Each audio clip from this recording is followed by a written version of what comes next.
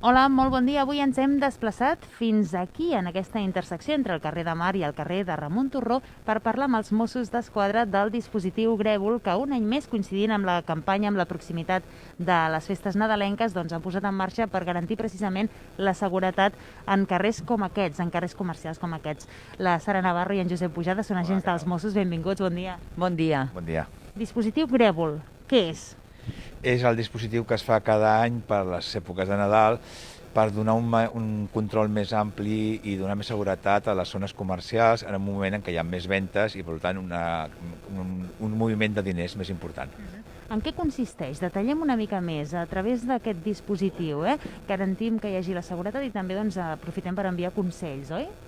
Sí, inicialment, ja fa uns anys, el que fèiem era un patrullatge molt presencial, de botiga en botiga, però després de tants anys de fer aquest dispositiu, doncs ho fem via correus electrònics, via whatsapps i afegint també el patrullatge.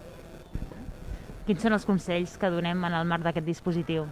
Doncs, entre un dels més importants és sobretot quan fem compres importants de coses de valor, si les hem de deixar al vehicle, vigilar, perquè si anem al vehicle a l'aparcament i deixem les coses, estem arriscant a que algú que ho estigui esperant a la zona d'aparcament per després rebentar el vehicle i robar-les.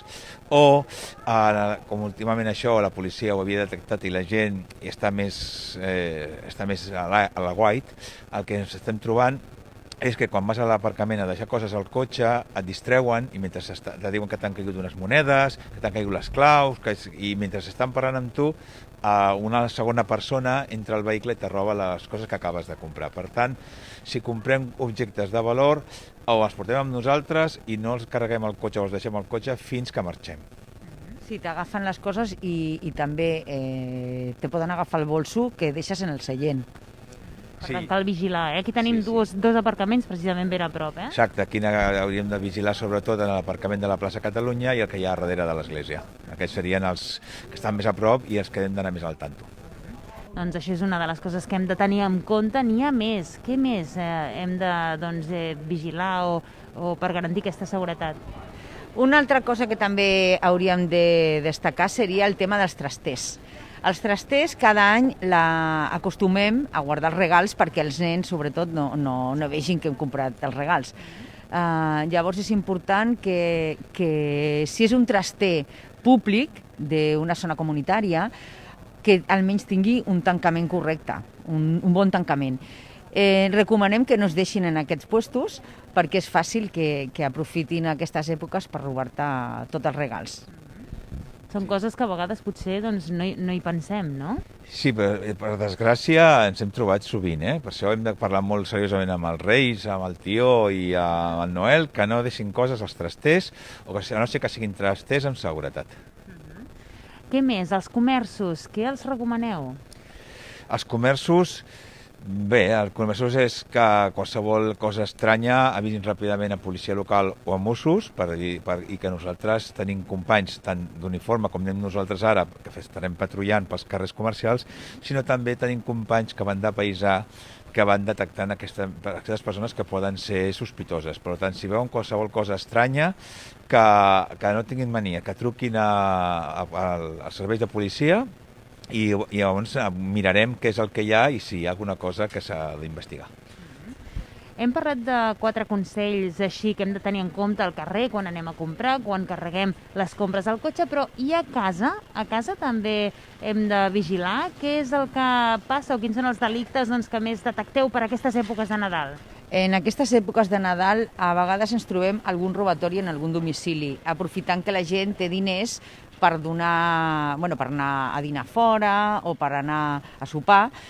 Amb el tema del Covid sembla que no hi haurà tants diners fora de casa, però tot i això mirem de no tenir grans quantitats de diners en el nostre domicili, perquè és un lloc on ens podrien entrar en aquestes èpoques. I protegir-los, no? Sí, és una bona època per fer servir les targetes i no portar diners en caix. Què més? Ens heu apropat aquests consells, hem parlat del que hem de fer a casa, del que hem de fer al carrer. Quins són els tipus de delictes que més es donen? Entenc que aquests robatoris, aquests furts, i no sé si n'hi ha més o menys, si ha canviat amb la pandèmia, aquesta tipologia. Amb la pandèmia hem tingut una gran baixada a nivell delinqüencial.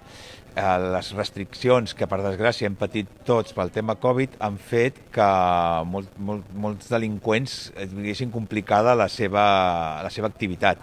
Està clar que és lamentable per tots no poder sortir per les nits, però si a la nit no pot sortir ningú, la policia és molt fàcil de localitzar qualsevol persona que roba, llavors ja no ho fan. Llavors, hem tingut una baixada de molts delictes i els furts i això és una de les coses que més ha baixat.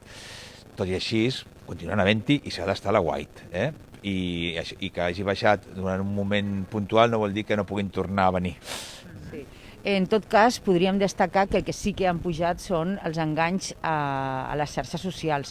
Val? Llavors, hem de vigilar quina targeta fem servir, si podem fer servir una cibertargeta, per exemple, per fer les compres, utilitzar llocs segurs de compres, perquè ens podem trobar que en lloc de portar-nos algun regal, doncs ens estiguin estafant i no ens arribi ni el regal i ens quedem sense diners. També volem saber quin és el perfil tant de la persona que comet aquest tipus de delictes com també de la persona, la víctima, diguéssim. Bé, la víctima podem ser qualsevol. I el perfil de l'autor també. També? També. És a dir, no és un senyor alt, moreno i mal vestit. No, pot ser una persona blanca, groga, negra, pot ser nacional, pot ser estranger, pot ser espanyol, català, murcià, pot ser de qualsevol lloc, pot ser amb una roba molt elegant, pot ser que vagi... pot ser home, pot ser dona i pot ser avi. O sigui, és una cosa que destaquem a vegades, que els millors carteristes normalment són gent gran. Vull dir que... Gent gran. Gent gran, sí, els millors, els més fins, aquells que ningú s'adona que són gent que a vegades s'han jubilat ja. Tenen més experiència, potser també? Potser porten molts anys ja dedicant-s'hi. Amb això volem dir que no pots... A vegades tenim tendència, segons quines persones, com les veiem, quina por aquest, i l'altre no em fa por, i a millor és desconfiable tant un com l'altre. Hem d'estar ben atents, per tant, oi? A mode de conclusió, quin és aquest últim missatge que voleu enviar, en aquest cas als magratencs i magratenques?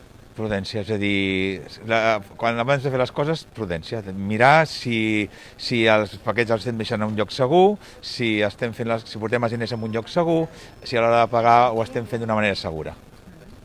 Sí, res, remarcar que vigilin també amb el tema del Covid, val?